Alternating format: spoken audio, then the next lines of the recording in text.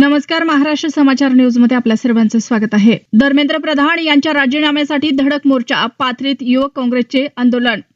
नीट परीक्षेच्या पेपरफुटीमुळे विद्यार्थ्यांच्या आत्महत्यांच्या घटनांमध्ये वाढ झाल्याच्या पार्श्वभूमीवर केंद्रीय शिक्षण मंत्री धर्मेंद्र प्रधान यांनी तात्काळ राजीनामा द्यावा या मागणीसाठी काँग्रेसचे जिल्हाध्यक्ष तथा माजी आमदार बाबाजानी दुर्राणी यांच्या नेतृत्वात पाथरी शहर युवक काँग्रेसच्या वतीने शुक्रवार दिनांक 24 जुलै रोजी तहसील कार्यालयावर धडक मोर्चा काढण्यात आला। या मोर्चात मोठ्या संख्येने पदाधिकारी कार्यकर्ते सहभागी झाले। यावेळी दिलेल्या निवेदनात म्हटलं आहे की नीट परीक्षेच्या पार्श्वभूमीवर देशभरात विद्यार्थ्यांच्या आत्महत्यांच्या घटना घडत असून त्यामुळे शिक्षण व्यवस्थेबाबत संतापाची लाट निर्माण झाली आहे। या घटनेच्या निषेधार्थ नवी दिल्ली येथील जंतर मंतर मैदानावर विद्यार्थी संघटना, सामाजिक संस्था व विविध राजकीय पक्ष आंदोलन करत आहेत। त्या आंदोलनाला पाठिंबा दर्शवण्यासाठी पाथरी शहर युवक काँग्रेसच्या वतीने मोर्चा काढण्यात आला आहे। शुक्रवारी दुपारी 2 वाजण्याच्या सुमारास पाथरीतील चौक बाजार परिसरातून तहसील कार्यालयावर मोर्चा काढण्यात आला। यावेळी तहसीलदारामार्फत केंद्र सरकारला मागण्यांचे निवेदन पाठवण्यात आले।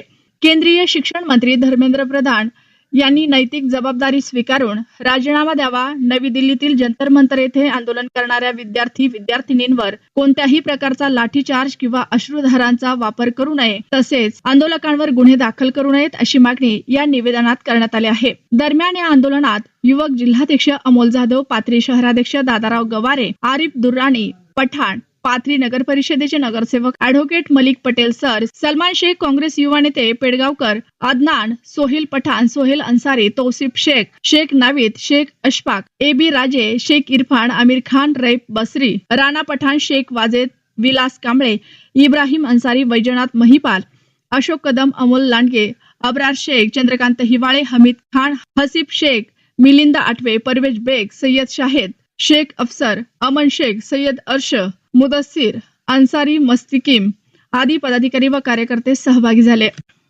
नीटचे पेपर लीक होत आहेत। आज 21 विद्यार्थ्यांनी आत्महत्या केली आहे त्यामुळे, तर त्याच्या निषेधार्थ आम्ही आणि धर्मेंद्र प्रधानचा राजीनामा आम्हाला पाहिजे, सगळ्या विद्यार्थ्यांना पाहिजे। त्यासाठी आजचा आमचा आंदोलन होता आणि आमचा पाठिंबा आहे अभिजित दिपके साहेबाला आणि सोनम वांगचुक साहेबांना। 20 ते 25 दिवसापासून हे आंदोलन दिल्लीमध्ये सुरू होतं, त्यावर लाठीचार्ज देखील झाला। सरकारकडून अधिकृत यावर केलं गेलं नाही। काल रात्री मोदींनी या विषयामधील कोणालाही सोडणार नाही असा व्हिडिओ जारी केला। खरं तर हे अत्यंत दुःखद बातमी आहे की 25 दिवस यामध्ये सरकारने यावर काही बोललं नाही आणि जे त्यांच्या शिष्टमंडळ असतं ते सुद्धा त्यांनी काही आतापर्यंत पाठवलेलं नाही।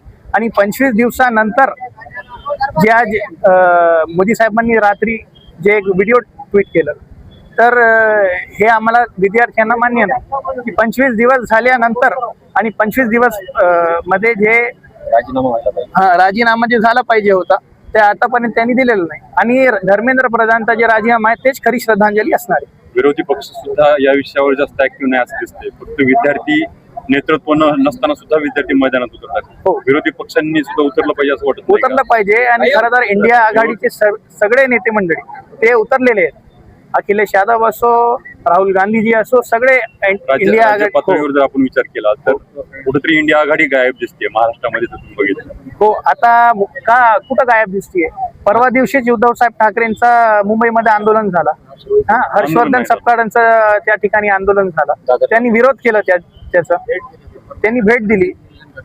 आता 2-3 दिवसानंतर परभणीला पण याचं आंदोलन होणार आहे इंडिया आघाडीच्या वतीनं। तर नंतर याचा दुप्पट मोठा मोर्चा आम्ही परभणीला काढू। सर्वच राजकीय पक्षाचे आणि सामाजिक कार्यकर्ते संघटना सुद्धा याचा विरोध करायचा, आपल्या हे लढाकावर चालू राहणार आहे। जेव्हापर्यंत धर्मेंद्र प्रधानचा राजीनामा भेट नाही तोपर्यंत आमच्या लढाई चालूच असणार आहे। काय वाटतं आपल्याला सरकारला? हे अत्यंत मगरूर सरकार आहे।